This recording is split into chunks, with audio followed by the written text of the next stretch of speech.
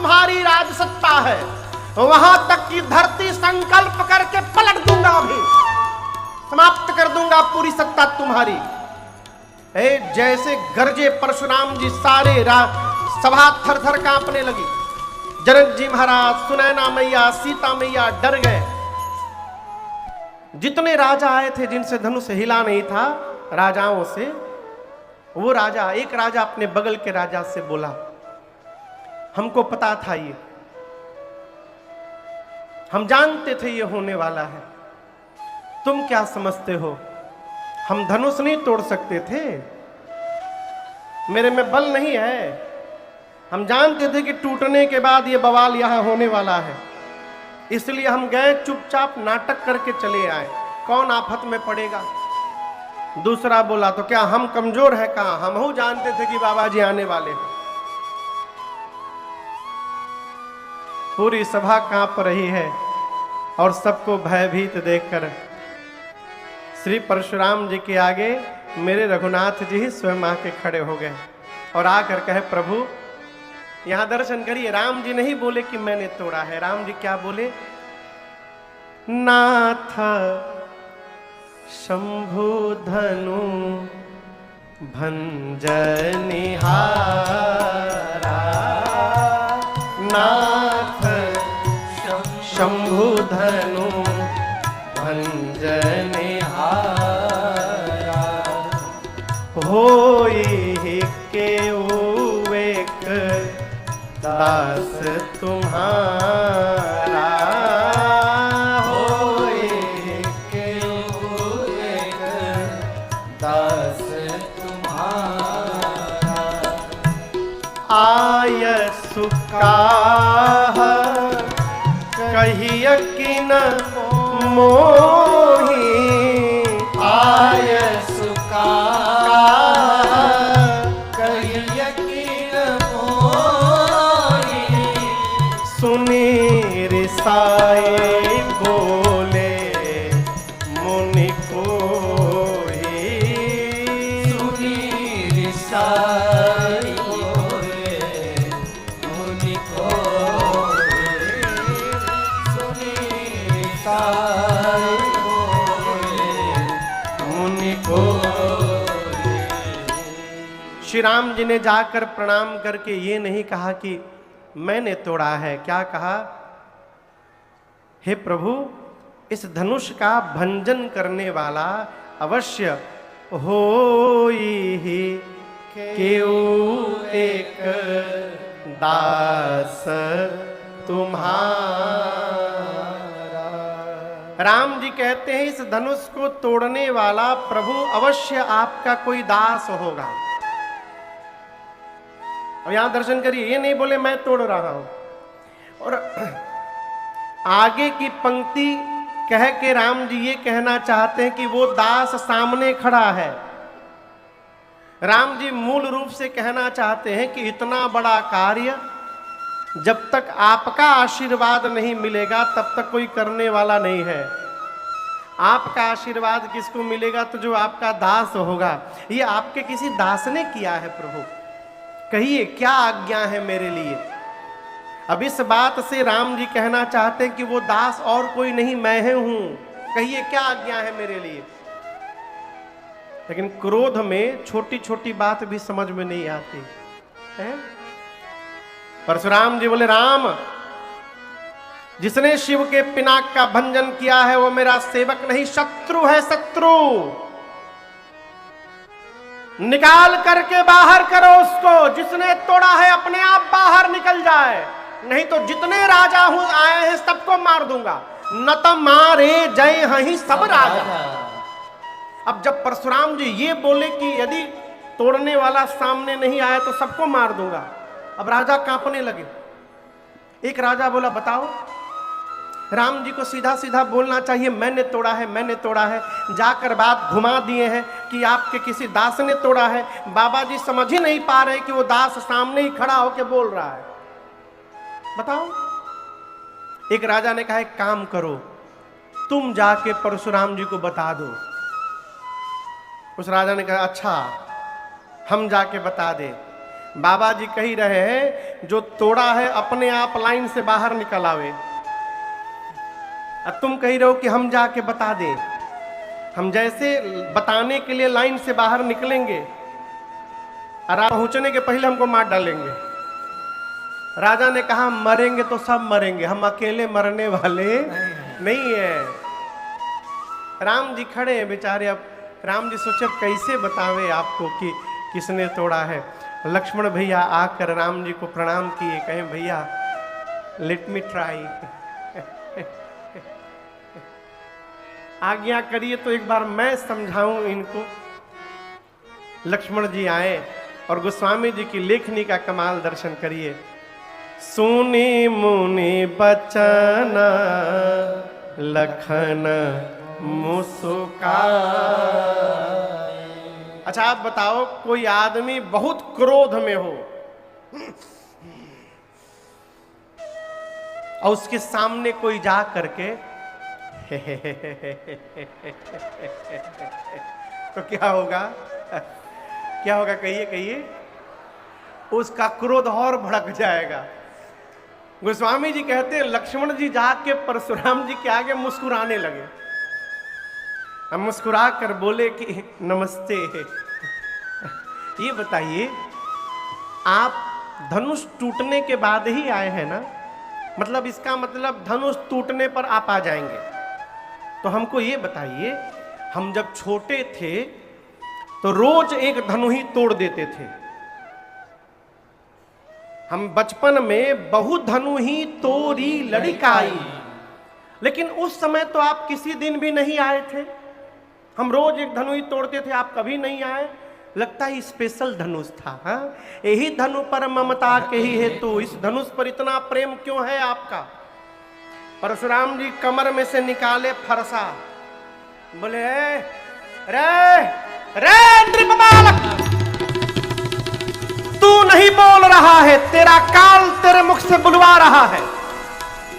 धनु ही समस्त्र पुराण धनु, शिव के पिनाक की तुलना तू एक छोटी सी धनु ही से कर रहा है। लक्ष्मण जी बोले शांत होइए, शांत होइए, शांत होइए, हमारी बात सुनिए। धनु ही हो चाहे धनुखा हो, दोनों से एक ही काम लिया जाता है, बाण चलाने का। और आप पूछ रहे हैं किसने तोड़ा है?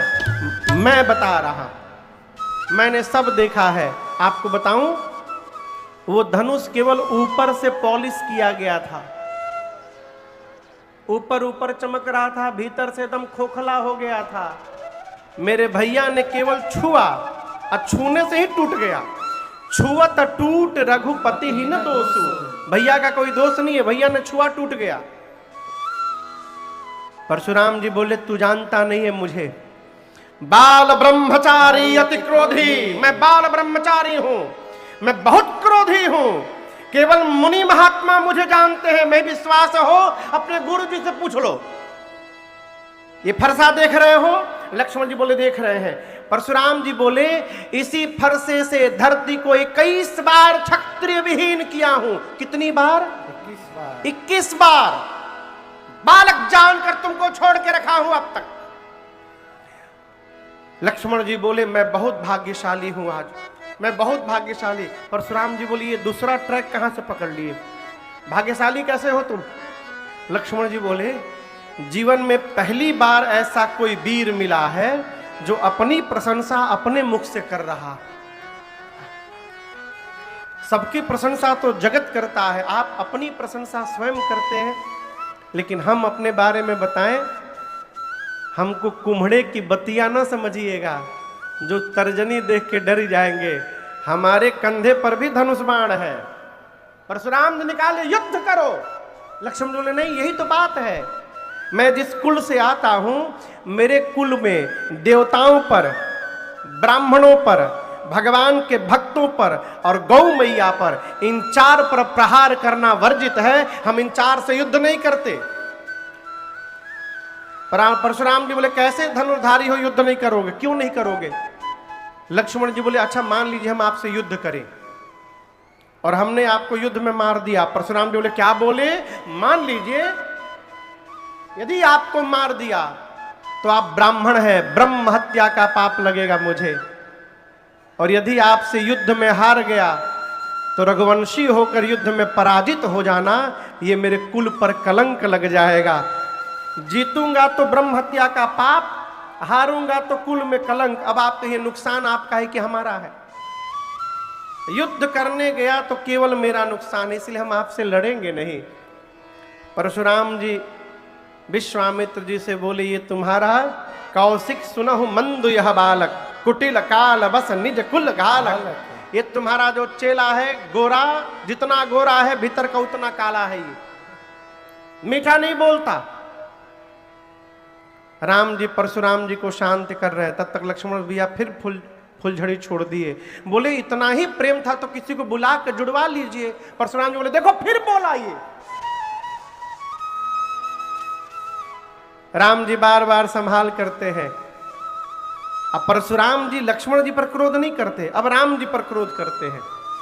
राम जी बोले मुनिवर ये सूत्र बड़ा अद्भुत है, इसको ध्यान से सुनिएगा। राम जी कहते हैं, राम मेरा सूत्र नहीं है, मेरे राम जी का सूत्र है। राम जी कहते हैं गुनह लखन कर हम पर रोसु, कतहु सुधायहु ते बड़ दोसु। राम जी कह रहे कि अपराध लक्ष्मण कर रहे हैं और आप मेरे पर क्रोध उतार रहे हैं, इसलिए कि मैं सीधा हूं। कहीं कहीं सीधा होना भी दुर्गुण हो जाता है, इसलिए सीधा होना चाहिए, लेकिन इतना भी सीधा नहीं होना चाहिए कि लोग आकर आपका दुरुपयोग करने लगे और आप मुंह देखते रह जाइए। हमारे महाराज जी बहुत पहले हमको एक कथा सुनाए। एक महात्मा जा रहे थे गांव की पगडंडी से। पगडंडी के बगल में बगीचे में कुछ बच्चे खेल रहे थे, अचानक दौड़ के भागने लगे। महात्मा ने पूछा क्या हुआ? बच्चे बोले हम लोग वहां नित्य खेलते हैं, वहां एक सांप आ गया है। महात्मा बोले मुझे ले चलो। सांप के पास बच्चे ले गए तो सांप ने महात्मा को दंडवत किया। महात्मा बोले आशीर्वाद, मैं कुछ बोलूंगा वो मानोगे? सांप ने कहा आज्ञा करिए। महात्मा बोले आज के बाद तुम किसी को डसोगे नहीं, वचन दो मुझे। सांप ने कहा वचन देता हूं, नहीं डसूंगा। बच्चे खेलने लगे, महात्मा चले गए। एक महीने बाद महात्मा उसी रास्ते से फिर आए। उनको याद आई सांप की, सोचे चलूं देखूं सांप कैसा है। जाकर देखे तो सांप अधमरा पड़ा हुआ था। महात्मा बोले अरे तुम्हारी ये हालत कैसे हो गई? सांप बोला आपके सत्संग की कृपा से, आपने जो सत्संग दिया था उसी का परिणाम है। बोले क्यों? बोले क्योंकि आपने कहा डसो मत, मैंने डसना बंद कर दिया। लोगों के भीतर से मेरा भय समाप्त हुआ, अब जो आता है वही मुझे मार के जाता है। महात्मा बोले मूर्ख, मैंने डसने के लिए मना किया था, फुफकारने के लिए थोड़ी मना किया था, ये तो कर ही सकते हो तुम। ये प्रसंग कहता है कि बहुत सीधा होना वर्तमान के समय में दुर्गुण है और सीधा होना चाहिए, परंतु जहां अपनी संस्कृति की बात आ जाए, अपने धर्म की बात आ जाए, वहां आगे बढ़ करके धर्म की रक्षा करनी चाहिए, ये कर्तव्य है। वहां सीधा नहीं होना चाहिए। राम जी बोले मुनिवर मेरा अपराध जितना बड़ा नहीं, उससे बड़ा आपका क्रोध हो गया है। लक्ष्मण ने आपसे कहा कि पुराना था, छूने से टूट गया, और आप तब से युद्ध की बात कर रहे हैं। तो मेरी बात सुनिए, हम रघुवंशी हैं। रघुवंशी का एक स्वभाव है कालहु डर ही न रन रघुवंशी। हम रघुवंशी युद्ध में काल से भी नहीं डरते, युद्ध करते काल से। परंतु काल से लड़ने वाला भी राम आज परशुराम से नहीं लड़ेगा। क्यों? आप ब्राह्मण हैं, और जो ब्राह्मण की चरणों में निष्ठा बना के रखता है वो पूरे संसार में निर्भय रहता है। इस रहस्य को मैं जानता हूं मुनिवर, मैं लड़ूंगा नहीं आपसे। परशुराम जी देखे कि ब्राह्मणों में इतनी निष्ठा, भगवान छोड़कर दूसरा कोई नहीं हो सकता। अब पता कैसे लगेगा कि राम भगवान है? तो परशुराम जी के पास अजगव धनुष था भगवान श्री हरि का। सोचे यदि भगवान होंगे तो इस धनुष को पकड़ के झुकाकर इसकी डोरी चढ़ा देंगे। बोले राम रमापति कर धनु लेहु, खै चाहु मिटे मोर संदेहो। इस धनुष को लेकर झुकाकर इसकी डोरी चढ़ाइए और मेरे संशय को समाप्त करिए। बाबा कहते हैं जैसे परशुराम जी ने धनुष दिया, इज देता चापया कोहि चढ़े गया, देत चापया कोहि चढ़े गया। परशुराम मन विस्मय भय, परशुराम मन विस्मय भय, परशुराम मन विस्मय भय। जैसे परशुराम जी ने धनुष दिया, राम जी ने हाथ में पकड़ा। गोस्वामी जी यहां लिखा है देत चाप आप ही चली गयो, लेकिन शुद्ध चली गयो नहीं है, देत चाप आप ही चढ़ी गयो। जैसे राम जी ने पकड़ा उस धनुष की डोरी अपने आप धनुष पर चढ़ गई। परशुराम जी देखे अरे ये तो परमात्मा है। 9 बार परशुराम जी ने राम जी की जय जयकार की और उसके बाद क्षमा याचना करते हुए वापस महेंद्र पर्वत तपस्या करने चले गए। परशुराम जी के जाने के बाद विश्वामित्र जी ने जनक जी से कहा महाराज धनुष टूटने के साथ देखा जाए तो विवाह संपन्न हो गया है, परंतु अपने वंश व्यवहार के अनुसार विवाह कराने के लिए आप दूतों को पत्र देकर अयोध्या भेजिए, अपने श्रेष्ठ जनों से विचार करिए और इस व्यवहार को पूर्ण करिए। जनक जी महाराज ने घर में मंत्रणा की श्रेष्ठ जनों से और दूत को पत्र देकर अयोध्या भेजा गया दशरथ जी के पास। दूत अयोध्या पहुंचे हैं। बाबा कहते हैं पहुंचे दूत रामपुर पावन, पहुंचे दूत रामपुर पावन, हर से नगर दिलों की सुहावन, हर से नगर दिलों की सुहावन। भूप द्वार तीन खबर जना हमी हो रही है। भूप द्वार तीन खबर जनाए, दशरथ नृप सोने लिए बुलाए, दशरथ नृप सोने लिए बुलाए, दशरथ नृप सोने लिए बुलाए। मिथिला के दूत अयोध्या पहुंचे हैं। कहां पहुंचे? अयोध्या। अयोध्या जाकर अयोध्या का दर्शन किए हैं, हर्षित हो गए हैं। दशरथ जी महाराज के दरबार के द्वार पर पहुंचे मिथिला के दूत, भीतर खबर जनाए हैं, सूचना भिजवाए हैं।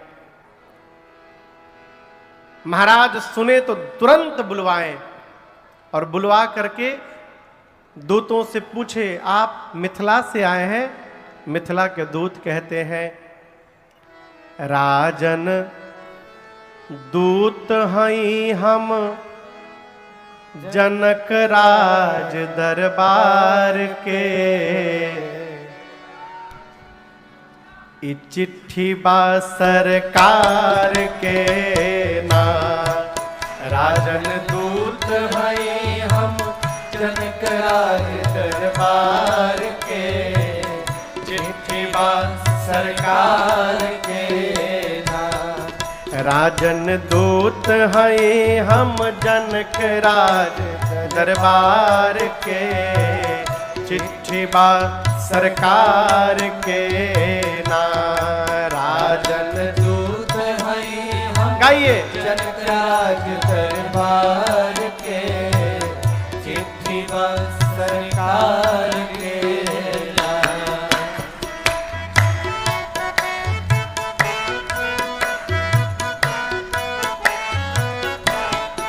अवसर आयल परम पुनीता, राजा जनक के बिटिया सीता। अवसर आयल परम पुनीता, राजा जनक के बिटिया सीता। अवसर आयल परम पुनीता, राजा जनक के बिटिया सीता। अवसर आयल परम पुनीता, राजा जनक के बिटिया सीता। दुल्हा चुनली रौरी,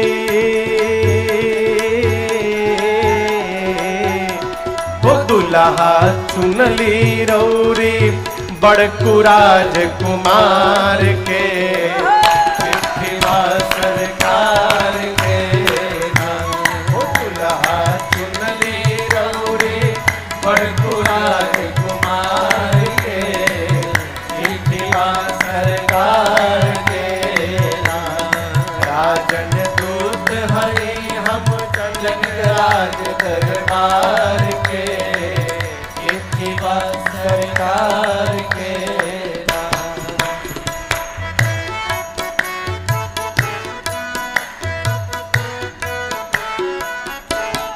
विश्वामित्र मुनि के साथ अइल लक्ष्मण और रघुनाथ। विश्वामित्र मुनि के साथ अइल लक्ष्मण और रघुनाथ। विश्वामित्र मुनि के साथ अइल लक्ष्मण और रघुनाथ। विश्वामित्र मुनि के साथ अइल लक्ष्मण और रघुनाथ। लोगवा पागल भइले,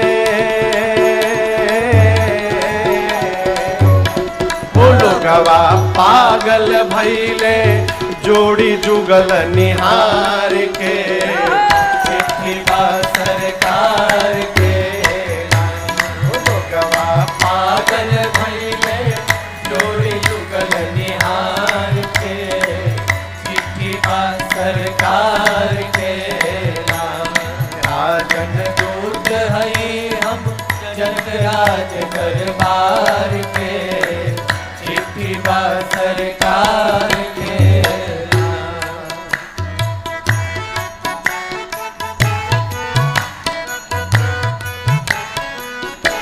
प्रतिज्ञा रहे जनक जी के भारी, पूरा कैले अवध बिहारी। प्रतिज्ञा रहे जनक जी के भारी, पूरा कैले अवध बिहारी। प्रतिज्ञा रहे जनक जी के भारी, पूरा कैले अवध बिहारी। प्रतिज्ञा रहे जनक जी के भारी, पूरा कैले अवध बिहारी। गैले देश देश के,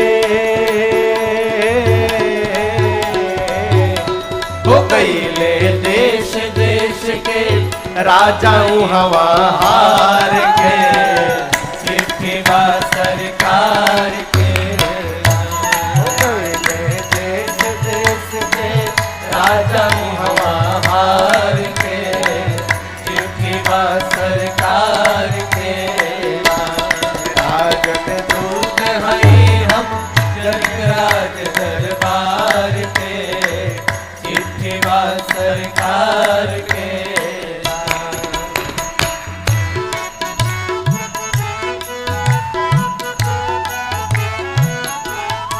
पढ़ ले चिट्ठी के सब बात, लेके आ जाए बरियात। पढ़ ले चिट्ठी के सब बात, लेके आ जाए बरियात। हाँ, पढ़ ले चिट्ठी के सब बात, लेके आ जाए बरियात, पढ़ ले चिट्ठी के सब बात, लेके आ जाए बरियात। शादी खातिर शुभ दिन हो, शादी खातिर शुभ दिन, नीमन लगन विचार के, चिट्ठी बा सरकार के हो शादी खातिर शुभ दिन, निमन लगन विचार के, चिट्ठी बा सरकार के। राजन दूत हैं हम जनक राज दरबार के, चिट्ठी बा सरकार के, चिट्ठी बा सरकार के, चिट्ठी बा सरकार के।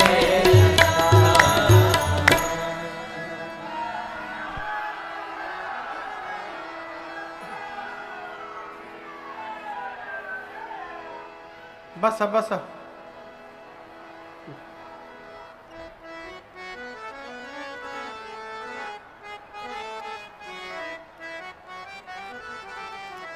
चिट्ठी लिखल बाटे थोड़ा, कितना लिखा है चिट्ठी में? चिट्ठी लिखल बाटे थोड़ा, आ जल्दी साजी हाथी घोड़ा। चिट्ठी लिखल बाटे थोड़ा, जल्दी साजी हाथी घोड़ा, बिनती कर जोरी हम करत बानी सरकार से। ई चिट्ठी बा सरकार के। दूतों ने पत्र दिया, किसको दिया? जोर से कहिए।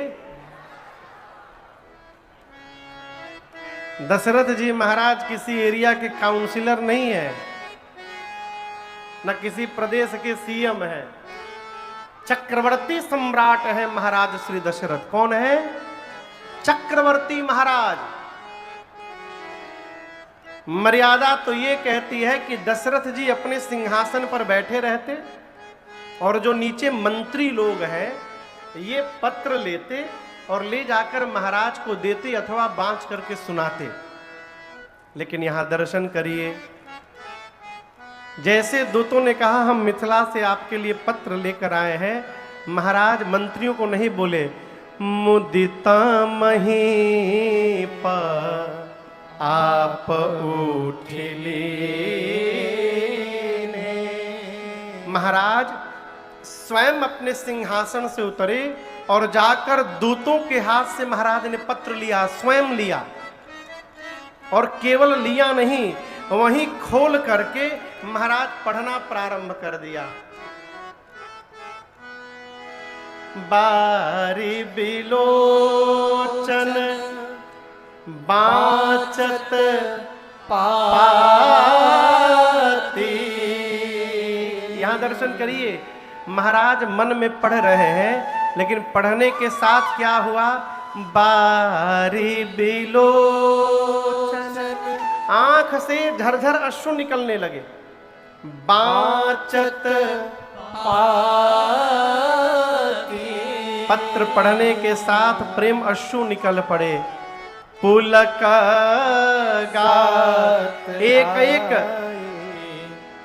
हरी छाती। बारी बिलोचन बाचत पाती, पाती, पुलक गात आई भरी छाती। शरीर का एक एक रोम पुलकित हो गया, हृदय भाव से भर गया। सभा के लोगों ने महाराज से कहा, महाराज ऐसा क्या उसमें लिखा है कि आप इतने भाव में आ गए? महाराज ने दूसरी बार सभा को पढ़ के सुनाया है। पुनि धरि धीर पत्रिका बाँची, हरसी सभा बात सुनी सांची। पूरी सभा जय जयकार करने लगी। बोलिए चक्रवर्ती महाराज की जय, बोलिए रामलला सरकार की जय, बोलिए लखनलाल सरकार की जय। जय जयकार सुन के भरत भैया दौड़ के चले आए। आकर कहते तात कहां से पाती आई। हम सुने बाबूजी कोई पत्र आया है। यहां दर्शन करिए, महाराज तीसरी बार भरत जी को बांच के सुनाए।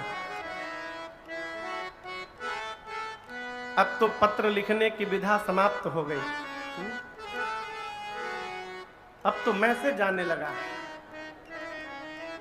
मैसेज में भी कैसा कैसा वर्ड लोग यूज करते हैं, भगवान मालिक। हमको कई दिन बाद जाकर समझ में आया लोल मने का होता है।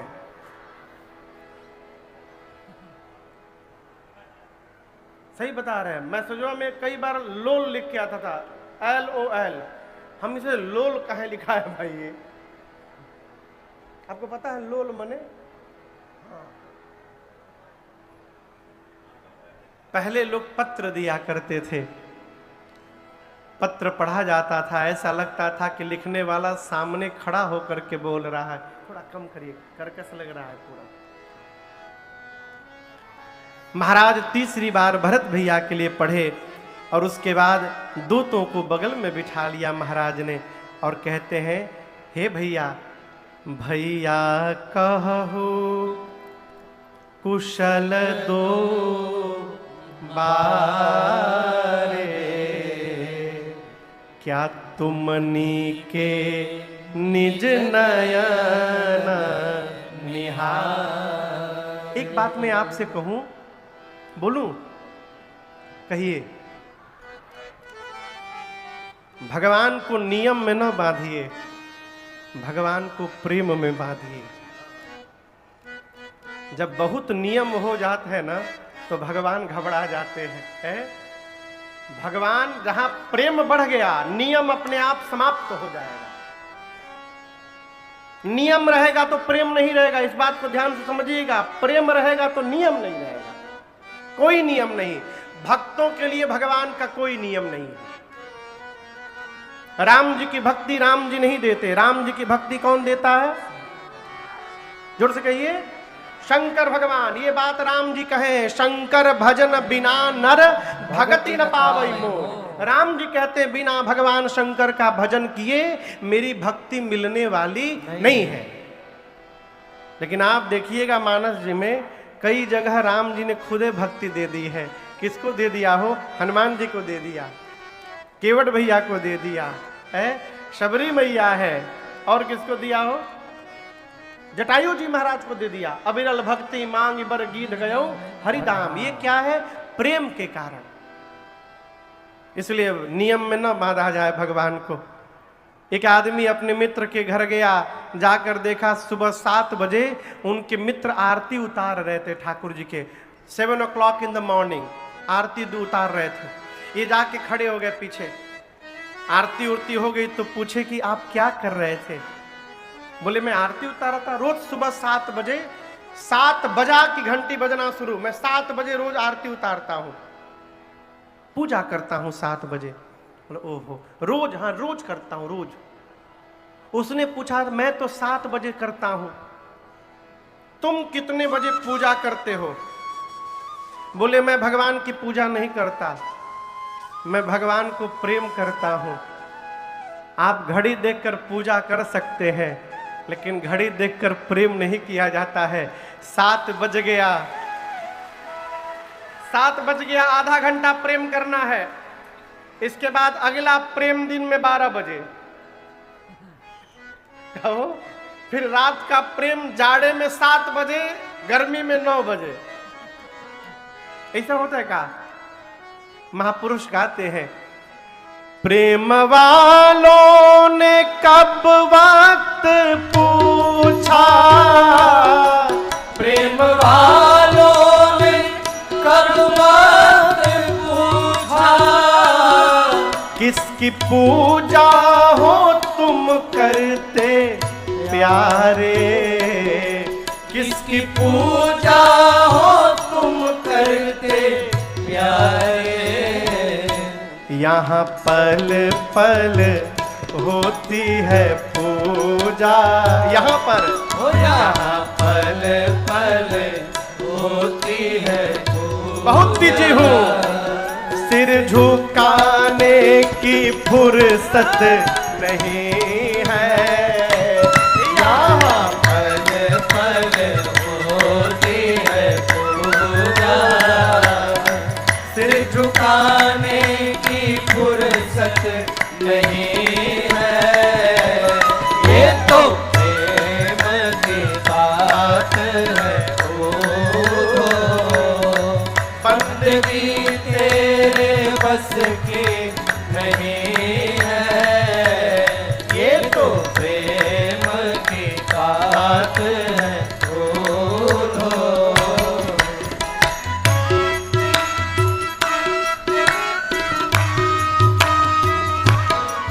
जो असल में है मस्ती में डूबे, जो असल में है मस्ती में डूबे, उन्हें परवाह क्या जिंदगी के, उन्हें परवाह क्या जिंदगी की। जो उतरती है चढ़ती है मस्ती, जो उतरती है चढ़ती है मस्ती, वो हकीकत में मस्ती नहीं है।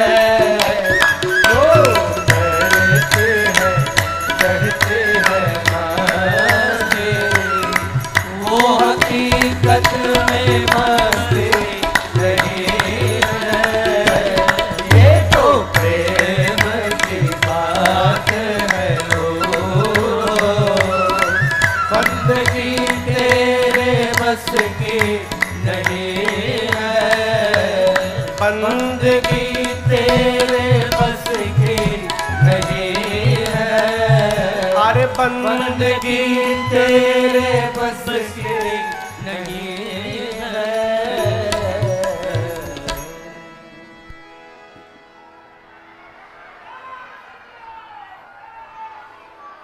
प्रेम आसान नहीं है हो, क्यों?